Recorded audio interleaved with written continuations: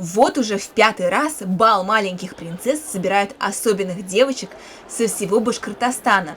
На этот раз их 270. Я первый раз на бале. У меня красивое платье, я похожа на настоящую принцессу, и мне очень здесь нравится. Такое торжество организовано для того, чтобы юные красавицы попали в самую настоящую сказку наяву. Мы приехали на бал, чтобы быть красивыми. Башкирский государственный театр оперы и балета превратился в самый настоящий дворец. Здесь и сказочные герои, и обходительные кавалеры, и даже сам глава республики Ради Фаритович заглянул на праздник. Я сегодня хотел от нас, с моей супругой, с Кариной, поздравить вас с наступающим праздником, 8 марта. Мы хотим пожелать вам всего самого-самого доброго. Накануне милые гости научились вальсировать со студентами Башкирского хореографического колледжа имени Рудольфа Нуриева. И вот настал момент истины. Принцессы во всей красе кружатся в танце. Кстати, о красоте.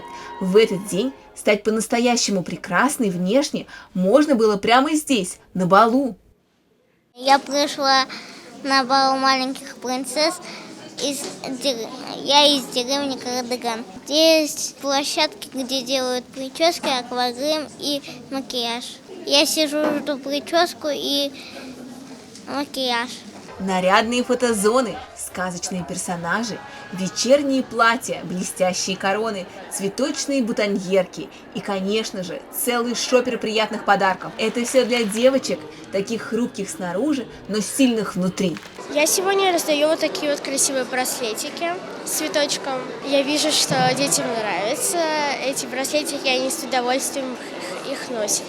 Ярким завершением торжества стал просмотр музыкального спектакля «Волшебное зернышко».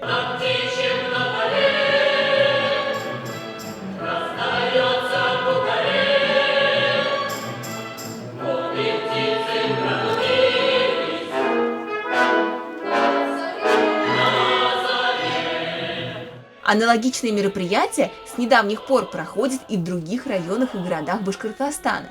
Но все же в Уфе бал самый масштабный, и оказаться здесь возможно лишь один раз. Но помните, чудеса случаются, если в них особенно верить. Татьяна Никитина, Азамат Даянов специально для Горы новостей.